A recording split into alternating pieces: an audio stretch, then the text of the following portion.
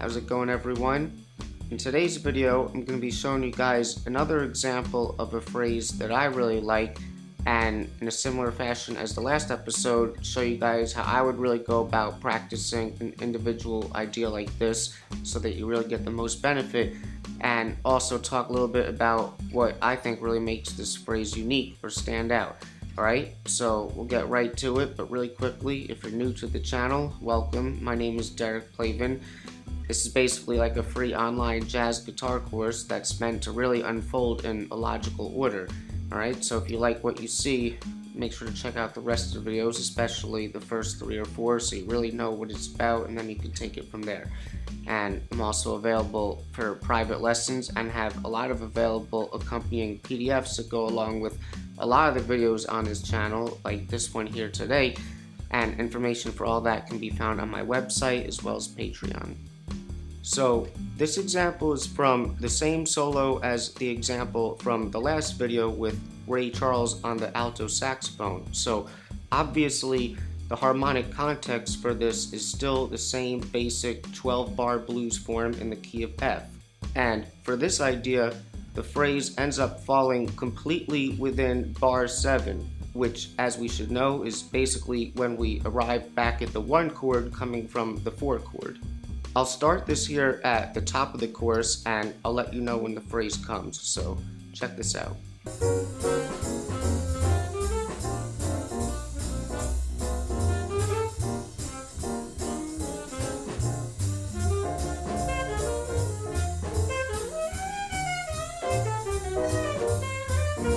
Now, for practical reasons, it really makes sense to isolate this bar that we're looking at here as an individual phrase to work on. Alright, so I'm doing this really an octave lower than how he did it, but it's basically like this. Right? And as we're about to see, there's still some really cool stuff that's happening just within this bar over here. But part of what really still attracted me originally to this idea was basically how the passage continues throughout the next couple of bars.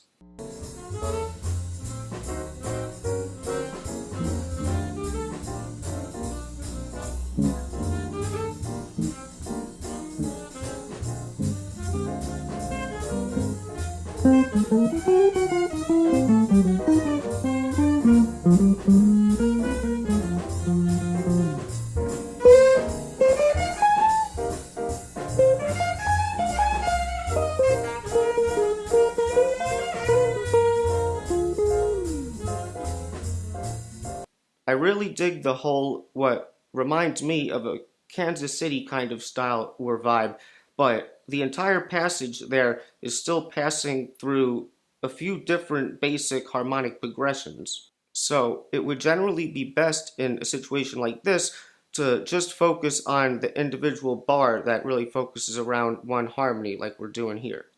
The main thing that we're trying to do here is really familiarize ourselves with this phrase, in particularly from a technical or physical point of view, and practice it in all different sorts of fingerings and positions, which is what I extensively discussed in the last 2 videos.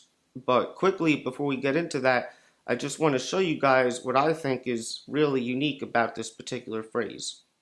So, first of all, even though I don't think this has much to do with what makes this idea stand out, I just want to address the harmony first so that we can understand what's going on with it. So, like I said, this is going completely over an F7 chord within the context of a blues. It's the tonic chord in the key of F of a blues. Alright, so basically, if we look at all those notes in relationship to a root note F or an F7 chord, we have a C, which is the 5th, it's the chord tone. Then he goes to this A flat, which is like a flat 3rd or a sharp 9, doesn't matter. And it kind of leads into the A natural, which is the major 3rd, and that, of course, is pretty common in the blues to play around with both 3rds, you know. And then from there, he goes to the 4th up chromatically, and then chromatically again to the sharp 4 or flat 5, and then from there, he jumps to the flat 7, right? And then after that, he plays this note, which would be like a flat 9, but it's really kind of just being used as a passing note into the natural 9, but it still has a legitimate rhythmic value in this phrase. It's definitely not like a grace note, alright, but it's kind of being used in that same accentual kind of way. And then from there, he goes right back to that note and uses it in the opposite direction to the root to resolve there, and then finally the flat 7 again, alright? So without any rhythm,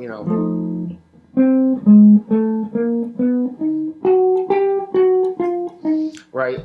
So harmonically, it's got a lot of chromaticism and passing tones, but there's nothing really interesting for the most part that's going on that we would say, oh, that's why that phrase sounds cool. And when it comes to stuff like chromatics, I think it's the rhythmic component of how those chromatic notes may be used that is what actually makes that cool, and we'll get there in a second.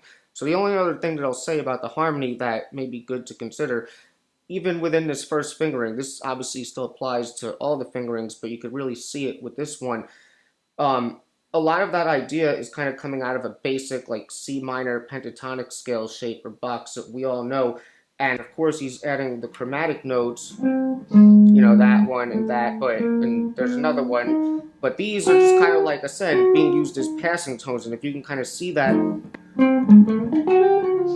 it's a nice little sort of pentatonic based riff with some chromaticism, right? And this of course works because if we have a dominant chord, even though we're tonicizing it, if we think of F7 as like a 5 chord, the C minor is like the 2 of that 5. So anytime we have a dominant chord, we can, in the context of a blues, we can play that same pentatonic, like an F minor pentatonic if we wanted, but we can also play the pentatonic that is starting on the 5th degree of that chord, the C minor pentatonic, and that'll give you an F dominant sound as well, alright? So that's kind of what we have going on here.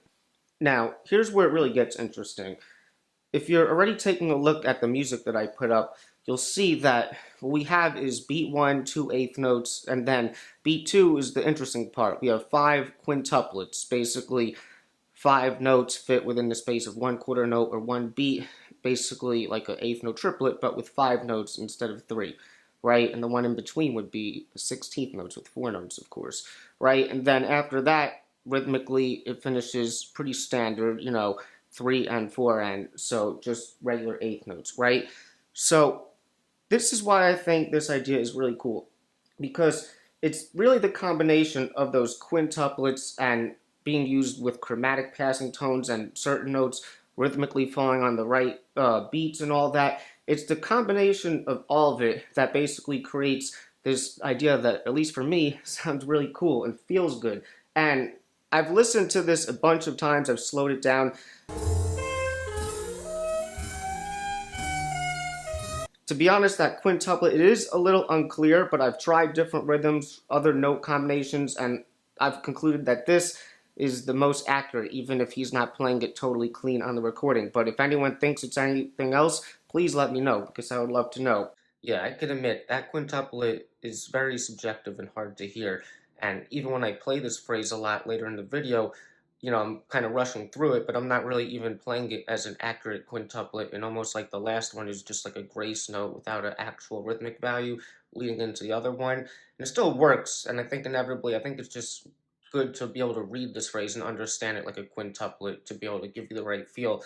And, I didn't say this either, but I think the fact that you do have these 2 grace notes going up to the 9 and then back down to the root, it's kind of cliche, it's got a very specific sound, but I think that's also a big part of the reason why this phrase sounds as good as it does, right? But even if that's not what he played, the idea is still really cool to me in and of itself, and it's obviously unique because, how often are people fitting in quintuplets like that, almost in like a triplet sort of manner? It kind of, takes that rolling effect that you get from triplets and, amplifies it a little bit because they're fitting even more notes in. Right? And maybe 7 notes would sound even cooler. And my whole point with this is this. If we were to think about how you may possibly, come up with this phrase or create this in the moment, like what would you need to be able to derive that? There's nothing about harmony, meaning scales, chords, arpeggios, triads. Thinking about that stuff is not going to help you lead to a phrase that just flows good and sounds good like this.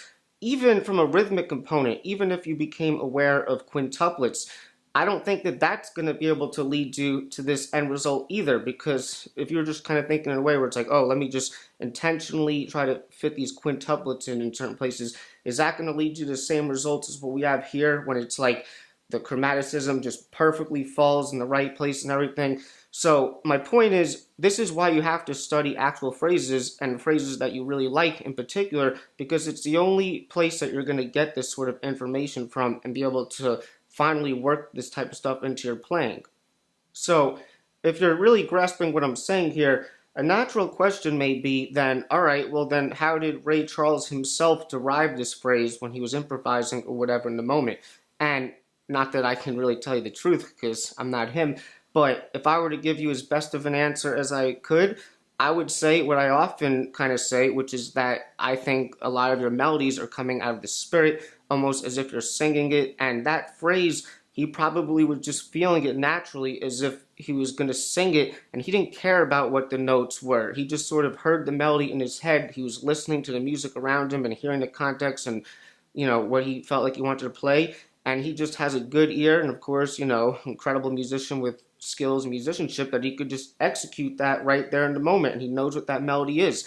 And it just really goes to show you, you don't need any of that stuff ever to create an idea in the moment that is truly melodic and sounds good.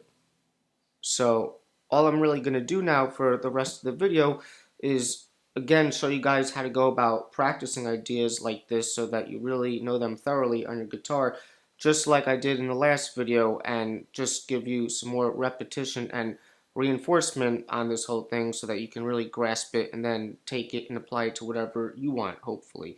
Alright, so first of all, as a starting point, so we know where to begin, the place where I played it originally, we could say that that is the D position for the cage fingerings of the key of B flat major. And that should make sense, because even though we're thinking in the key of F, there's still a dominant chord, and conventionally we can relate dominance as the 5 of a typical key, which would be B flat major, and then you have that C minor Dorian basically up there. And when I say these things, keep in mind, I'm not thinking about those things when I'm playing. It's just my way of kind of labeling what I'm seeing on the guitar. It's a big difference, alright? And that's, again, if we have C Dorian, obviously we have the C minor pentatonic within that as well, and that relates to what I was talking about before, alright? So this fingering of this idea is coming out of a C Dorian shape, or whatever you want to call it, with chromatic passing tones wherever applicable, alright? So what I'll do is I'll bring it up here, and just bring it down. So this way I know the idea independent of any fret or position. And I'll just take it in half steps today.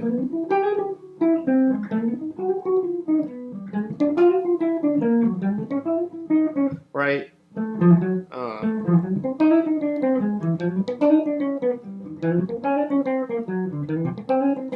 And that's it, alright? Now for this idea, for that position, it only fits within 1 octave. Now, that's funny because I'm pretty sure all the other positions now have 2 different octaves to play this idea in, because it's still a pretty, small ranged phrase when you get down to it. Alright, so you just saw what I did on the screen. If anyone wants the music and tabs for the rest of what I'm going to show you now, the PDF is available. The link will be in the description. And I put a lot of work into this one, so it's a few extra dollars, but as always, if you become a contributor to Patreon, you get every PDF that will be out on this channel for only $5 a month, so it's definitely a good deal. But anyway, yeah, so I'm going to move backwards. So after the D position, if I go back, that would be the E position. Some people may think of this as like a Locrian shape. I'll start it up here. Alright, now with this one, in this idea, it falls within 2 different octaves. And just like I was saying in the last episode, you move out, you adjust accordingly. The position is just your blueprint or your guide to kind of like work out where the things lay in the comfortable sort of way, alright? So we have that octave, and then we also have it, where's it over here? Now here, like technically that's out of position, but it's a passing tone, and it's doable, right? So you do the same thing. So maybe I'll start over here, and move it down. I'm rushing because I don't want the video to be long.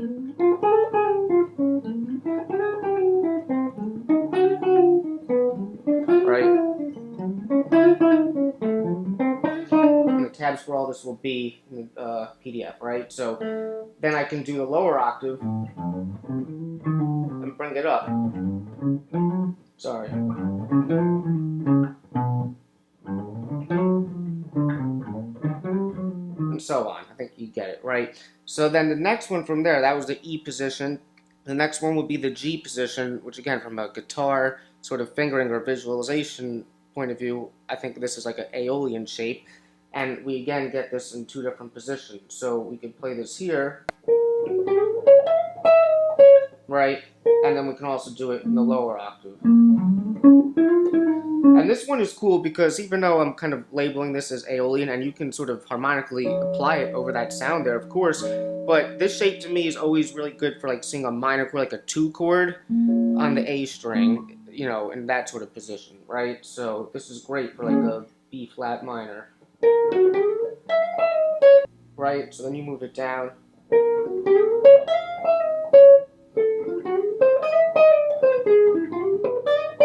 And this is not easy at first. I've just put in a little bit of practice. I moved it down a whole step there, but you get that, you know, you move it down all the way. It'll all be in the PDF. And then, of course, I can do it down here. Messed it up. Sorry.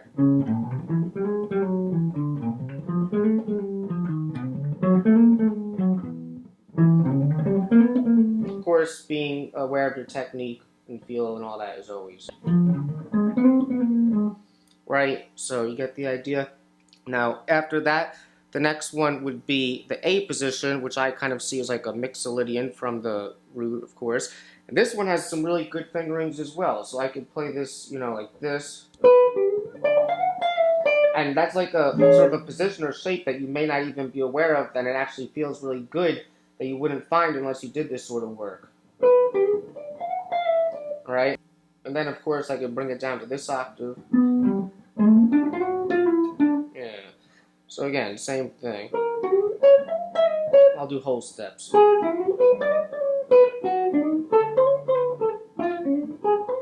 So again, that unwanted string noise, I'm rushing it. You know, but this is where you really develop this stuff, and you develop your technique in a musical way, right? So then I'll bring it over here. I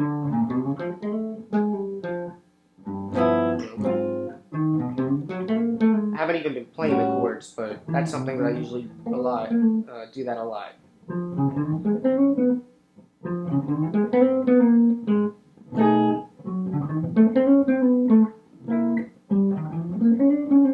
And so on, right? And then finally, the last one would be your C position, which I kind of see as a fusion between like a Phrygian, really a Phrygian shape, but see it a lot when I'm thinking about Lydian, of course, right above it, right? So, you know, if we have this type of thing going on, something like this.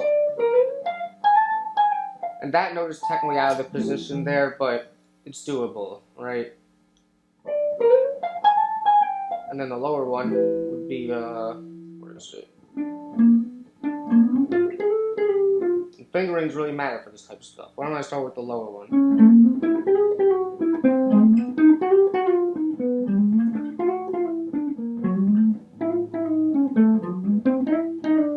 Right? And so on. You know, you got the other one.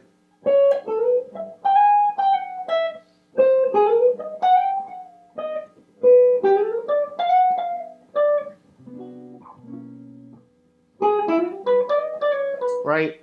So I kind of went a little out of order from what the PDF has, but like I said, it includes all the fingerings and all the positions notated and tabbed out with articulations and phrasings and all that.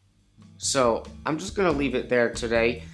Please let me know what you guys think about this kind of thing, because like I keep saying, this type of stuff really helps me and does a lot for my playing, and that's why I'm real passionate about it, right? So if anyone has anything they want to say or any questions, please put it in the comments. I'm here to help.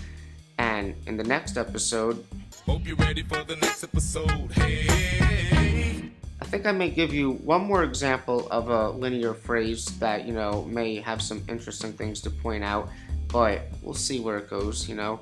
Maybe I'll leave you hanging this time. So that's it. If you enjoyed this video, I would appreciate it if you give it a like and consider becoming a subscriber as well as a contributor to Patreon, where you get all the PDFs on this channel for only $5 a month.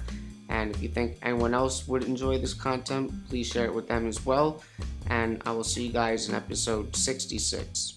Swinging and playing the blues. That's what we about. I try to help you.